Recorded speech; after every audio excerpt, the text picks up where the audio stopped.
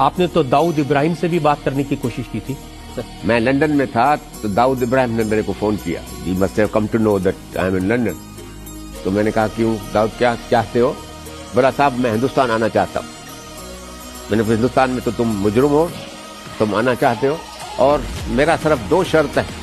एक शर्त है कि मेरे के मारपीट मेरे ऊपर मत करो, और 10-10 बरस केस चलाओगे, 10 बरस मेरे को आप जेल में रखोगे, और उसके बाद मैं निकल जाऊंगा, मेरे लिए ठीक नहीं है। मेरे को बेल दो, हाउस अरेस्ट करो, मगर मारपीट नहीं करो, मैं आने के लिए तैयार हूँ। I immediately got in touch with the Chief Minister of Maharashtra. Chief Minister got in touch with the Bombay Police and the investigating agencies.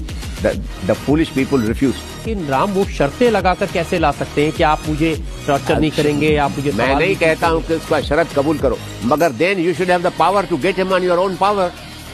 First of all, you can't get him on your own power.